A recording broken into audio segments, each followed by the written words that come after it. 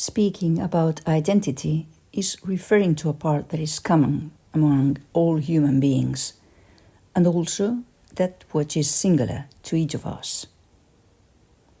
Chinese tradition conceived that it is the North that founds both singularities. The source of all creation, it is also the North that attracts us back to unity and, in doing so, establishes our profound identity. If we imagine life from its beginning to the return to unity, where it originated, as a loop, it starts from a point that, by developing, returns to the starting point. But between both ends of life, the North remains the stimulus that leads from the starting point to the end point. The ideogram defining the North, Pei, represents two men turning their backs to each other, and between their backs there is a void. That is where the great mystery lies. Thus, although from the earthly perspective life is continuous, and the North represents a discontinuity, a gap in that continuity, from a celestial point of view, the North is an unmoving pivot corresponding to unity. Su Wen 6 establishes the orientation of the man facing south and states that his front part is called Guangming, from which the name of the Yangming energetic level comes. But it tells us that this front zone, Guangming, has a posterior projection in the lumbosacral zone, which is called Tai Chong, and is closely related to the extraordinary meridian Chong Mai. Jean-Marc Guisalet explains that there's a dynamic balance between the front zone facing south, Guangming, and the zone in relation to the north, Tai Chong. This would lead to other relationships that we're not going to delve into now, but what is important here is to make clear that the back is the north of man. We Westerners consider the past to be behind us, while the future unfolds before us. On the contrary, Gilles André reflects that, unlike how we usually say it, in Chinese tradition, the front part of man is what we can see, hence the past, while the back is what we cannot see, the future. And notice how, once again, we have a new inversion of the terms of anterior heaven and posterior heaven here. Mingmen has been translated as the gate of origin, but also as the gate of celestial mandate or the gate of destiny. So in the north, on the back, behind, there is Mingmen, the mandate of heaven for what is still to be lived. It is fascinating how these symbolic laws, and not only the yin-yang, are reproduced everywhere. Gilles André adds that talking about the North is talking about the origin, organization, and regulation of manifestation, to which Jean-Marc Espy adds that manifestation is in the East, but its origin is in the North, that dark indistinction, that formless place from which everything is born.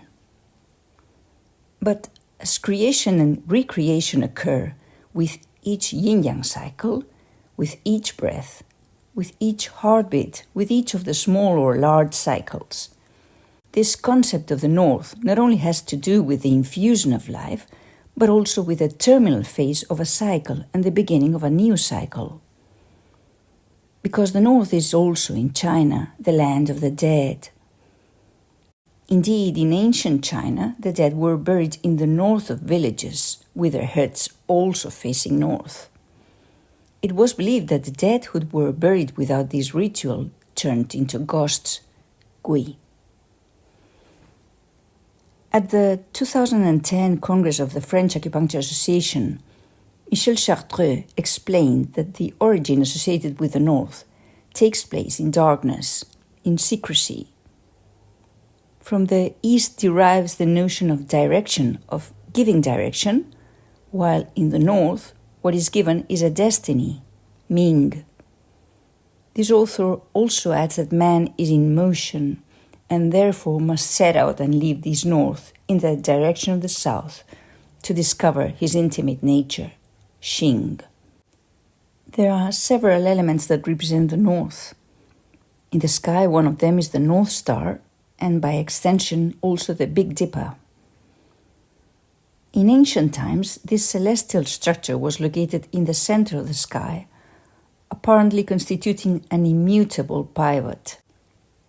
The constellation of the Big Dipper completes a full turn around the North Star over the course of a year. The ancient Chinese viewed it as the axis of the world. Thus, for them, the sky induces, through the mechanism of seasons, both time, the seasons of the year, and space, the four orientations. Although it is clear that there is a hierarchy between sky and earth, the sky induces, the earth responds. Chinese tradition conceived these celestial structures in the form of a palace, hence the notion of the center. The renowned historian Sima Qian stated this when he said, "The Big Dipper is the emperor's chariot. It moves around the center and in doing so rules the four cardinal points. It separates yin from yang, it determines the four seasons, and also balances the 5 elements." The emperor, whose function is to represent the designs of the sky on earth, to receive the orders of the sky, would go to the temple of the sky in the imperial palace, which was orientated to the north, before returning to the forbidden city to transmit those orders, where he would reposition himself facing south.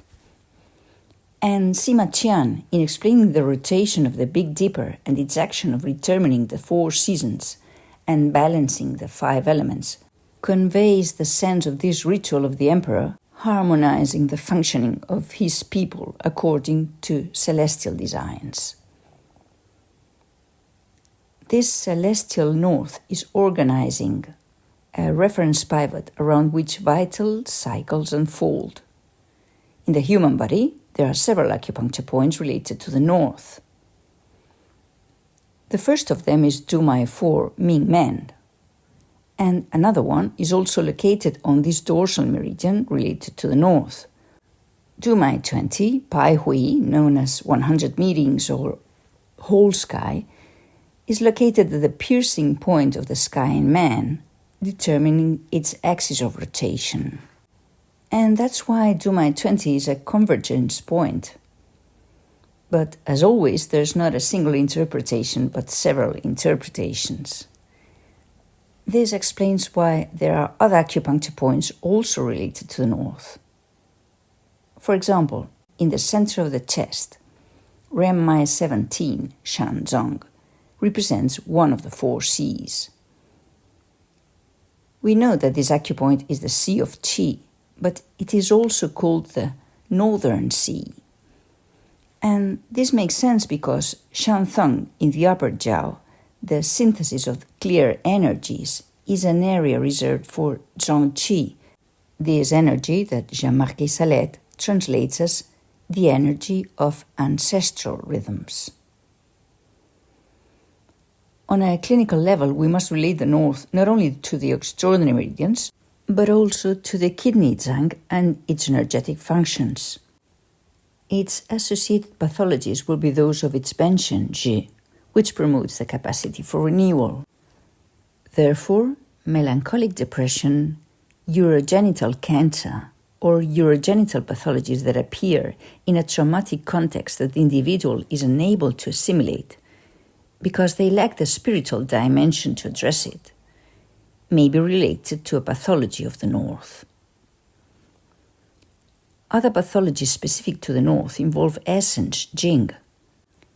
We're talking about degenerative diseases of bones and marrow, as well as senile dementias, in which, as we graphically say in Spanish, Catalan, French and English, individuals lose their north.